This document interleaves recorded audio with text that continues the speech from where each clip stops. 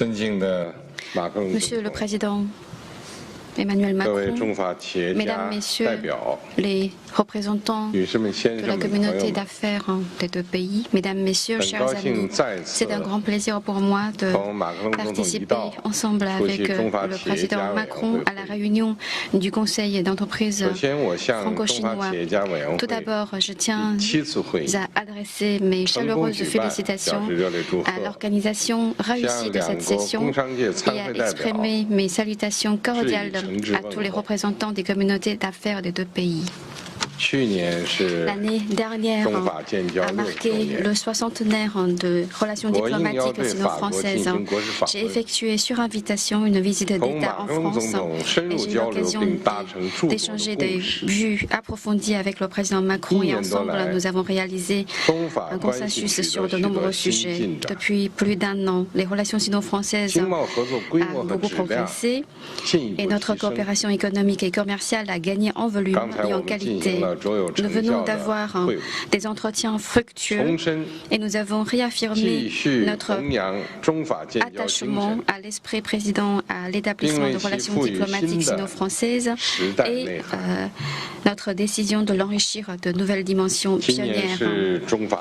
C'est en cette première année du nouveau cycle sexagésimal des relations sino-françaises, notre coopération économique et commerciale s'est sans cesse élargie avec une résilience croissante. Durant les 10 premiers mois de cette année, le volume commercial a atteint 68,75 milliards de dollars, avec un investissement total dans les deux sens de plus de 27 milliards de dollars. Le projet de l'usine de fabrication de plaquettes en carbure de silicium de STM Microélectronique à Chongqing, celui de l'usine de fabrication de substances actives biologiques pour l'insuline de Sanofi à Beijing, ainsi que la ligne d'assemblage Airbus A320 ont tous connu des progrès encourageants. Mesdames et Messieurs, chers amis, aujourd'hui, les changements inédits depuis un siècle s'accélèrent et la situation internationale est changeante et instable. La Chine et la France doivent prendre le bon choix stratégique pour faire face aux incertitudes du monde d'aujourd'hui avec la stabilité des relations sino-françaises. Premièrement, nous devons trouver de nouveaux domaines pour notre coopération économique et commerciale. La France est pour nous un partenaire économique et commercial important et incontournable. Nous sommes heureux d'une participation active de nos partenaires français dans la modernisation à la chinoise.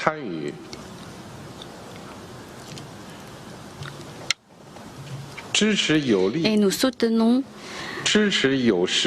les entreprises chinoises qui en ont la capacité et la volonté d'investir en France. À nous d'explorer le potentiel de coopération dans les secteurs émergents comme l'intelligence artificielle, l'économie verte et numérique, la biomédecine et le silver economy.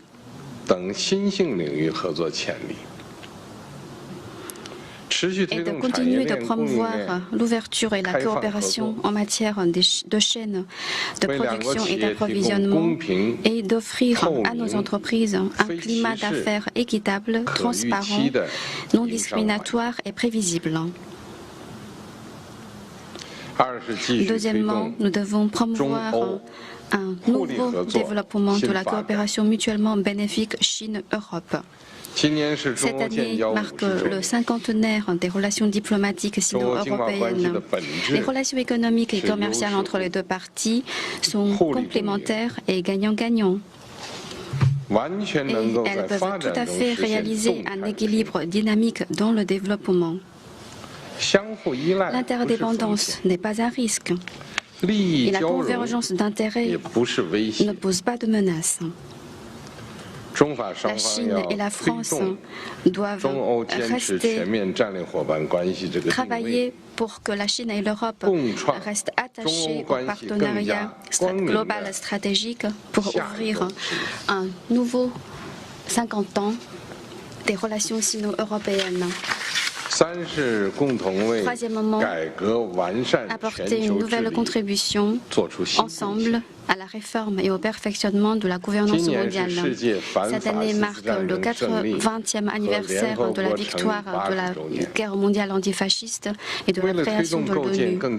Pour l'avènement d'un système de gouvernance mondiale plus juste et plus équitable, après les initiatives sur le développement mondial, sur la sécurité mondiale et sur la civilisation mondiale, j'ai avancé en septembre dernier l'initiative sur la gouvernance mondiale.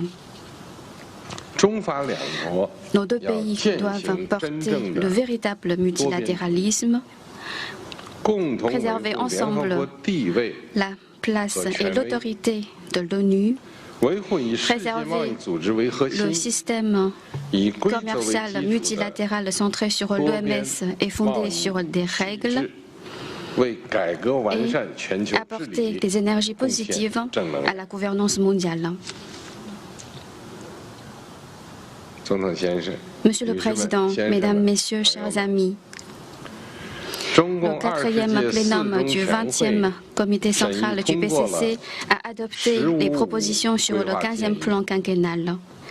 La Chine promouvera sur tous les plans la modernisation à la chinoise et elle élargira sur son ouverture de haut niveau.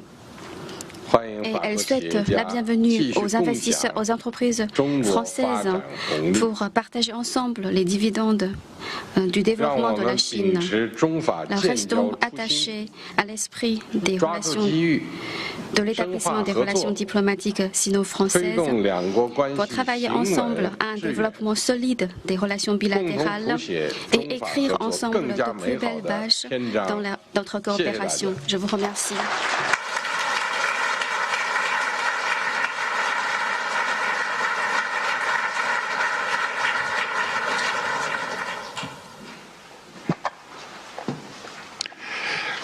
Monsieur le Président de la République populaire de Chine, merci beaucoup pour cette intervention. Je suis très heureux que mon ministère ait pu organiser avec le ministre du Commerce chinois cette 7e rencontre du Conseil d'entreprise franco-chinois. L'intensité et la force de la relation entre nos dirigeants se retrouvent dans les relations que peuvent tenir ensemble les dirigeants d'entreprises françaises et chinoises. Et je crois comprendre que les discussions qui ont lieu ce matin sur des sujets très importants, la décarbonation, l'innovation et l'intelligence artificielle et la volonté de faire davantage d'investissements croisés ont été très fructueuses. Je suis convaincu que vous êtes impatient d'entendre le président de la République française sur ces 3 sujets et sur d'autres. Et donc, je vous demande de l'applaudir évidemment et j'invite le président de la République française, Emmanuel Macron, à intervenir devant vous. Monsieur le Président.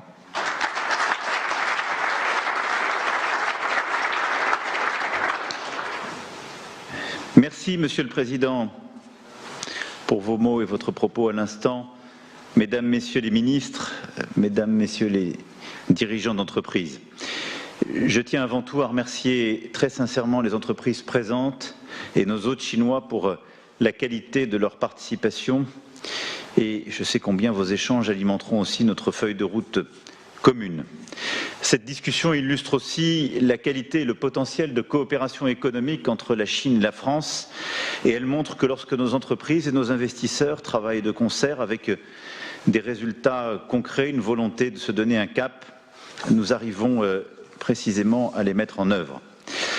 Vous avez rappelé à l'instant, Monsieur le Président, l'importance de la prévisibilité. Et je crois que c'est au cœur de la relation de confiance qu'il y a entre la Chine et la France et qui fonde aussi la relation de confiance entre nos entreprises. Prévisibilité parce que nous nous connaissons, que nous avons appris à nous connaître et vous avez là des dirigeants d'entreprises qui ont su nouer des liens avec votre pays et souvent avec leurs partenaires depuis des décennies. Nous disposons en effet d'une relation économique solide, 46 milliards d'euros d'investissements français en Chine, 12 milliards d'euros d'investissements chinois en France. Ces chiffres témoignent d'un partenariat de confiance construit dans la durée, de savoir-faire échangé, d'une expertise aussi sur les marchés de l'un et de l'autre. Et aujourd'hui, alors que des entreprises chinoises sont à la pointe de l'innovation, il est temps d'ouvrir une nouvelle page de ce partenariat historique. Et c'est dans cet esprit que nous partageons un objectif clair: accroître nos investissements croisés et viser une augmentation du stock d'investissement chinois en France d'ici 2030.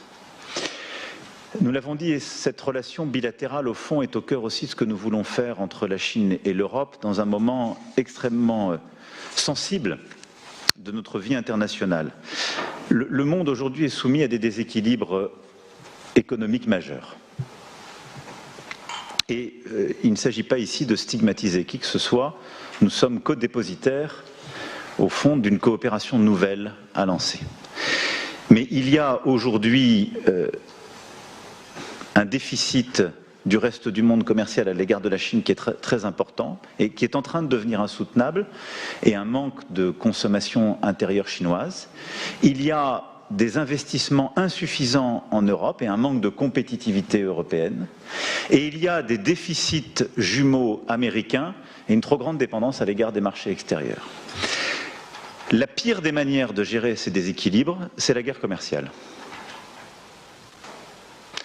La pire des manières, c'est de regarder devant nous la crise qui est en train de se jouer, et c'est le tandem en quelque sorte, crise commerciale, repli, restriction aux exports, montée des tensions et dérégulation de certains segments du secteur financier. Et au fond, si nous continuons de faire collectivement comme nous sommes en train de faire, nous irons à la crise. Notre conviction avec le Président, nous l'avons dit ce matin, c'est d'aborder de manière très transparente la situation actuelle et d'essayer de la régler par la coopération et le partenariat. C'est ce qui sera au cœur, au fond, de l'agenda du G7 de l'année prochaine pour la France, mais de ce que nous voulons faire ensemble. C'est pourquoi la clé de cela, c'est de regarder secteur par secteur nos règles de subvention et d'accompagnement des entreprises pour réharmoniser nos règles de soutien. C'est de réussir à améliorer l'ouverture du marché chinois à nos exports, mais c'est d'identifier aussi les règles de développement, d'investissement croisés. La France est ouverte aux investissements chinois. Depuis 2019, nous sommes le pays le plus attractif d'Europe pour les investissements étrangers.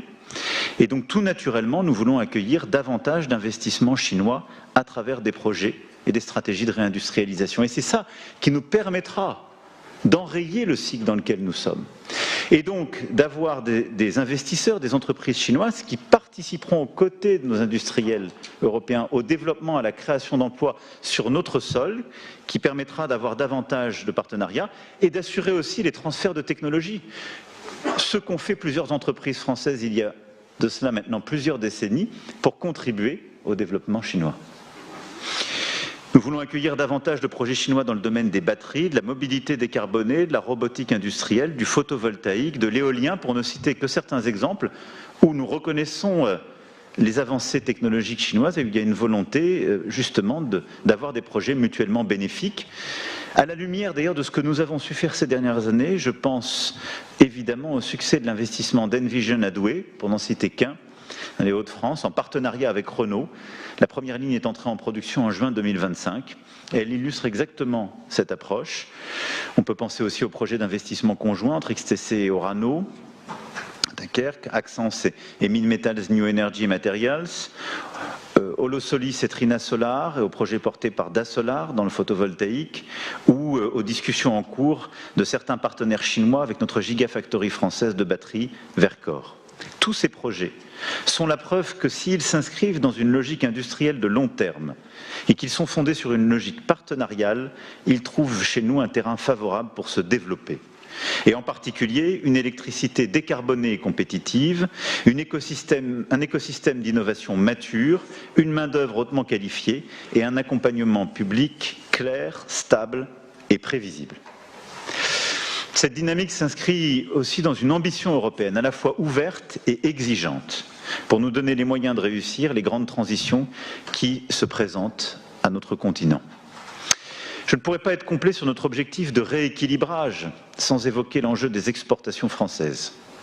Nous avons échangé avec le président sur les voies et moyens de faciliter l'accès au marché chinois pour les produits français. Et les entreprises ici présentes peuvent en témoigner, reconnues pour leur grande qualité, de l'aéronautique à l'agroalimentaire, en passant par la pharmacie, le luxe, les cosmétiques, les services, etc., etc. Vous avez ici des fleurons qui veulent davantage investir dans votre pays, davantage développer, pouvoir accroître les échanges. En tout cas, notre conviction, c'est que nous devons encore faire davantage, mais que le chemin qui est devant nous est celui d'un rééquilibrage nécessaire, pas par incantation, mais parce que le chemin actuel n'est pas soutenable, parce qu'il est rentré dans un déséquilibre trop important. Et je vous l'ai dit avec beaucoup de franchise, nous voulons le faire et nous voulons le faire avec vous. Nous voulons consolider les entreprises qui travaillent des deux côtés. Nous voulons améliorer les exports de nos entreprises et nous voulons améliorer les investissements de vos entreprises et de vos grands secteurs dans notre pays et notre continent.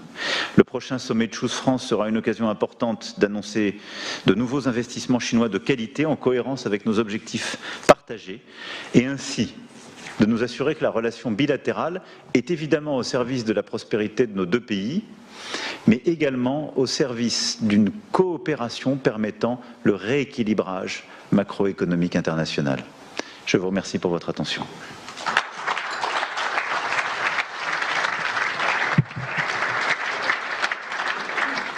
Ese apretón de manos del presidente chino Xi Jinping y su homólogo francés Emmanuel Macron, cuarta visita oficial del presidente galo al gigante asiático para reducir fricciones entre Pekín y Bruselas, entre China y la Unión Europea, en un momento en el que Donald Trump y Xi Jinping han tenido una tregua de un año sobre el ámbito comercial, con esa pausa a los aranceles y a las mayores restricciones a las exportaciones de tierras raras. Europa que busca su lugar para estas cuestiones, para reducir su dependencia de las tierras raras y asegurando que el mundo está sujeto hoy a desequilibrios. Unas declaraciones de Emmanuel Macron sobre esa guerra comercial que ha implementado el presidente estadounidense Donald Trump. Seguimos escuchando esta comparecencia, este viaje oficial del presidente francés Emmanuel Macron a China. Rueda de prensa conjunta de ambos líderes.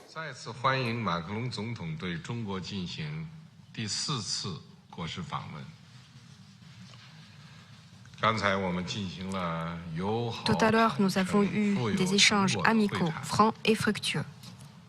Nous estimons tous les deux que la Chine et la France, grands pays indépendants, doivent, face aux transformations que traverse notre monde et à une situation internationale changeante et volatile, porter haut lever l'étendard du multilatéralisme, nous mettre du bon côté de l'histoire, poursuivre le dialogue sur un pied d'égalité et la coopération dans un esprit d'ouverture et montrer pleinement la valeur stratégique et la portée mondiale du partenariat global stratégique sino-français et contribuer à la construction d'un monde multipolaire, égal et ordonné et à une mondialisation économique inclusive et bénéfique pour tous. Nous sommes convenus de mener à bien les 4 tâches suivantes. Premièrement, consolider le fondement de la confiance mutuelle. Quelle que soit l'évolution de la situation extérieure, nos deux pays ont à montrer, comme toujours, notre attachement à l'indépendance et notre vision stratégique, et nous témoigner mutuellement compréhension et soutien sur les questions touchant aux intérêts vitaux et aux préoccupations majeures de part et d'autre. Deuxièmement, nous avons à élargir la coopération pragmatique. Le 15e plan quinquennal que la Chine est en train d'élaborer non seulement planifie notre propre développement, mais aussi offre des opportunités importantes au monde. Nos deux pays sont convenus de consolider la coopération dans les domaines structurants, je pense à l'aéronautique, au spatial et au nucléaire civil, tout en l'élargissant à des secteurs émergents comme l'économie verte, le numérique, la biomédecine et l'intelligence artificielle. Nous avons décidé d'un commun accord de promouvoir un développement équilibré des relations économiques entre nos deux pays, d'accroître les investissements dans les deux sens et d'offrir à nos entreprises un climat d'affaires juste, équitable, prévisible et non discriminatoire. Troisièmement, nous avons à renforcer nos échanges humains et culturels. Nos deux parties sont convenus de travailler, dans la continuité du succès de l'année du tourisme culturel de l'année dernière, à approfondir les échanges et coopérations dans les domaines culturels, éducatifs, scientifiques, technologiques et ceux entre nos collectivités locales. Le peuple français adore les pandas géants. Nos deux pays ouvriront un nouveau cycle de coopération en matière de leur protection sur la base des partenariats déjà engagés. Quatrièmement, nous avons à promouvoir la réforme et le perfectionnement du système de gouvernance mondiale. Nos deux pays renforceront la communication et la coordination stratégique et resteront engagés à préserver le système international centré sur les Nations Unies et l'ordre international fondé sur le droit international, de sorte à faire évoluer le système de gouvernance mondiale dans un sens plus juste et plus équitable. Chers amis de la presse, notre monde est loin d'être tranquille. Les tensions dans la politique internationale et les points chauds se succèdent et sont complexes et difficiles à résoudre. Sur la crise ukrainienne, la Chine soutient tout effort en faveur de la paix. Nous espérons que les différentes parties pourront, par dialogue et négociation, trouver un accord de paix équitable, durable, contraignant et accepté de toutes les parties concernées. La Chine continuera de jouer un rôle constructif pour le règlement politique de cette crise, mais nous nous opposons fermement à toute accusation irresponsable et discriminatoire.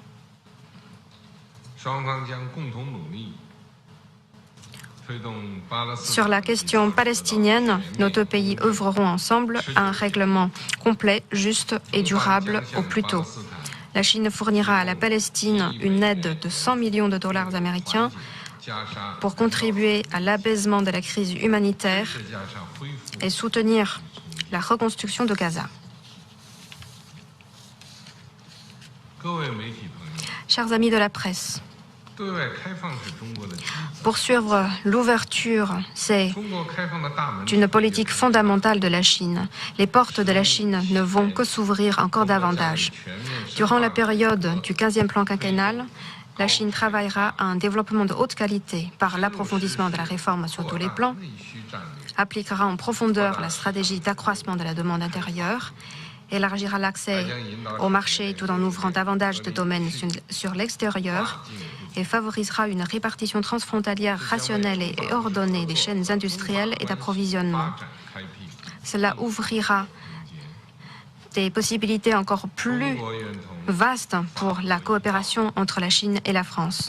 Nous entendons travailler ensemble avec la France pour promouvoir ensemble le développement, à bâtir la paix et à réussir l'avenir, pour progresser à pas solides vers une communauté d'avenir partagée pour l'humanité. Je vous remercie.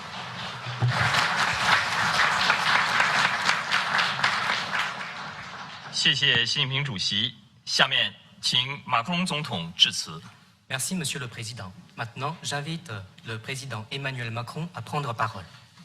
Merci, Monsieur le Président. Mesdames, Messieurs les ministres, Messieurs les ambassadeurs, Mesdames, Messieurs. Merci, Monsieur le Président, pour votre accueil et vos mots. Je suis heureux d'être de retour en Chine pour cette 4e visite d'État. Un an après votre propre visite d'État en France, qui avait marqué le temps fort des célébrations du 60e anniversaire de l'établissement de nos relations diplomatiques. Et je n'oublie pas, au-delà de Paris, votre présence dans les Hautes-Pyrénées. Et en effet, après Pékin aujourd'hui, nous serons demain ensemble à Chengdu et j'y suis très sensible.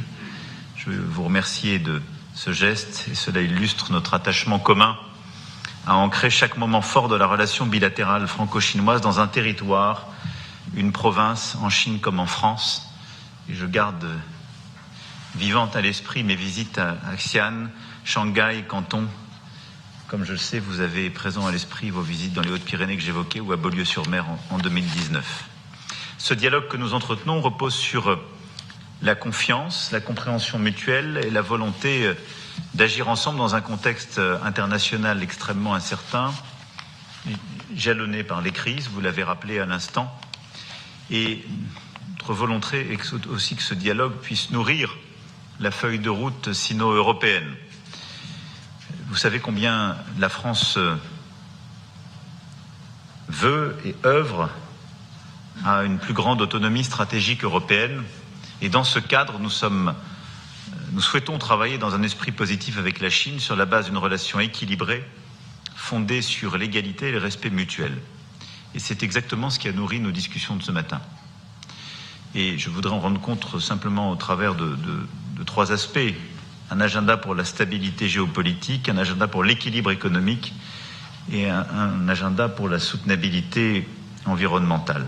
En matière de stabilité géopolitique, vous l'avez rappelé, Monsieur le Président, on a longuement évoqué ce matin la guerre d'agression de la Russie contre l'Ukraine, conflit qui représente une menace vitale pour la sécurité européenne, mais aussi pour le respect de l'ordre international fondé sur la règle de droit et l'efficacité de notre charte commune.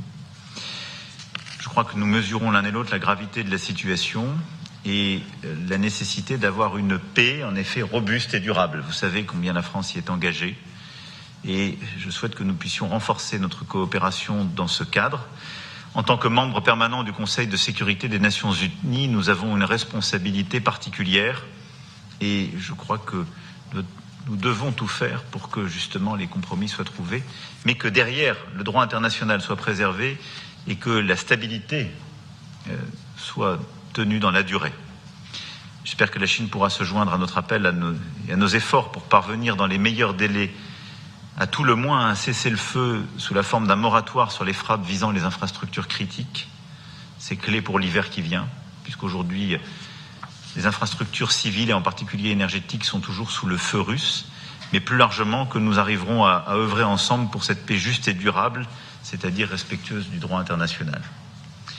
Sur le conflit au Proche-Orient, vous l'avez évoqué, Monsieur le Président, au-delà du cessez-le-feu conclu à Gaza et l'accord de paix de Sharm el-Sheikh, qui ont été des étapes importantes, je crois que le travail de nos 2 pays s'inscrit en droite ligne de la déclaration de New York et de la résolution 2803. Nous soutenons les 2 États parce que nous soutenons une solution politique dans la durée qui seule permettra d'avoir la stabilité dans la région et je salue les annonces humanitaires que vous venez de faire. Nous avons nous-mêmes contribué à cela il y a quelques semaines lorsque j'ai reçu le 11 novembre dernier le président Abbas à Paris. Nous sommes revenus évidemment sur les autres sujets de tensions géopolitiques et nous continuerons de nous coordonner sur ces dossiers. Sur ce qui est de l'agenda d'équilibre en matière économique, j'ai eu l'occasion longuement avec le président ce matin d'échanger sur la situation. Et nous avons des déséquilibres mondiaux aujourd'hui qui nécessitent une plus grande coordination entre nos économies et nos présidences de l'APEC et du G7 l'année prochaine devront permettre d'œuvrer en ce sens. L'Europe et la Chine ont un rôle à jouer pour poser, avec d'autres partenaires, les fondations d'une gouvernance économique mondiale équitable, solide, fondée sur des règles et non sur la loi du plus fort. Et ces déséquilibres qui s'accumulent aujourd'hui ne sont pas soutenables. Ils font courir des risques de crise financière. Ils mettent en péril notre capacité à croître ensemble. C'est pourquoi je suis convaincu que nous avons à gagner, à mieux nous coordonner. Et l'accord d'ailleurs qui a été signé aujourd'hui, les accords, vont dans ce sens qui permettent de rétablir des termes d'une coopération bilatérale, mais aussi d'un dialogue multilatéral plus coopératif. Au fond, l'Europe doit se réformer pour être plus compétitive et investir davantage. La Chine doit poursuivre cet agenda de renforcement de sa consommation domestique et nous devons trouver un cadre pour accroître les investissements directs chinois en Europe et en particulier en France, créateurs de valeur ajoutée et d'emplois. C'est ce que nous souhaitons développer. J'ai eu l'occasion de le réaffirmer et nous allons dans un instant échanger avec les investisseurs chinois et français en ce sens pour permettre de jalonner le parcours en la matière, mais c'est absolument clé. Nous avons d'ailleurs plusieurs succès récents, je pense à ce que nous avons su faire en termes de batterie électrique. C'est cet agenda qu'il faut poursuivre. Je me félicite également de votre volonté réaffirmée à l'instant de favoriser l'accès au marché chinois pour les produits français, et en particulier dans le secteur de l'agroalimentaire. Nous avons su trouver une issue à ce qui était au moment des sujets de malentendu, et nous continuons d'avancer. Les accords signés aujourd'hui sont également très importants, et je considère que tout ce que nous pouvons faire pour l'agroalimentaire français, du vin à toutes les grandes filières, porc, volaille, bœuf, etc., est absolument clé. De la même manière que nous voulons continuer en matière d'aéronautique, de nucléaire civil, de recherche, comme les accords aujourd'hui aussi ont permis de le faire. Et nous avons pu ensemble, au service de cet agenda, souligner l'importance des échanges humains et nos échanges d'étudiants. Vous l'avez rappelé, Président. Enfin, notre agenda se prolonge naturellement autour des enjeux de soutenabilité auxquels nous nous devons d'apporter des réponses concrètes. Je pense aux menaces qui pèsent sur la biodiversité, les océans, mais aussi au soutien financier aux pays les plus vulnérables. Et là-dessus, nous avons acté plusieurs coopérations très concrètes en matière de lutte contre la pollution plastique, pour n'en citer qu'une, mais en prenant aussi plusieurs initiatives dans les mois qui viennent, compte tenu de l'agenda international. Cette convergence, d'ailleurs, se prolonge dans le domaine culturel. Nous actons aujourd'hui plusieurs accords dans le domaine du patrimoine, de l'audiovisuel, des arts de la scène. Et cette coopération est absolument décisive, comme l'est aussi celle sur les pandas, vous l'avez rappelé. Et nous aurons l'occasion demain dans le Sichuan de pouvoir l'illustrer pleinement. C'est une des fiertés du partenariat entre nos deux pays. J'aurai l'occasion aussi demain, Monsieur le Président, après nos échanges, de me rendre à l'université du Sichuan, qui sera à nouveau l'occasion de rencontrer la jeunesse chinoise et de lui dire qu'elle est bienvenue en France pour faire ses études, comme nous souhaitons aussi avoir davantage d'étudiants et de jeunes Français venant dans votre pays. Voilà, Mesdames et Messieurs, Monsieur le Président, ce que je souhaitais ici dire, je dirais en syntonie avec ce que vous venez d'évoquer à l'instant. Nos dialogues sont riches, approfondis. Nous avons décidé il y a 2 ans d'ailleurs de relancer plusieurs formats stratégiques qui ont permis ces derniers mois de scander les choses. Rien n'est simple. Et les déséquilibres actuels, comme les crises géopolitiques, au fond, pourraient faire courir le risque à nos pays de prendre des chemins singuliers. Et je pense que nous sommes convaincus l'un et l'autre, d'abord de l'importance de la coopération internationale, du cadre onusien et d'un multilatéralisme efficace. Et c'est pourquoi aussi ces visites sont essentielles pour remettre sur la table tous les sujets et bâtir, par la volonté, des chemins de convergence et de coopération. Et je crois que nous partageons cette volonté. C'est ce qui me rend encore plus confiant à l'issue de nos échanges. Merci pour votre attention.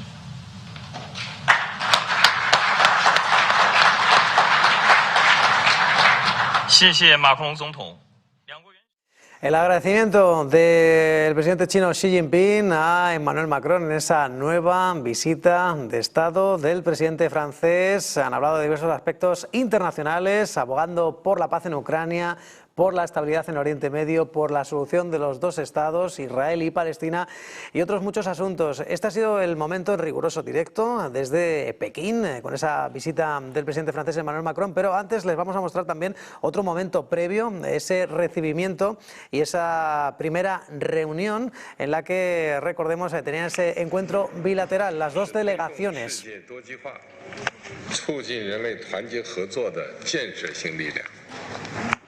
60多年前，2国老一辈领导人突破冷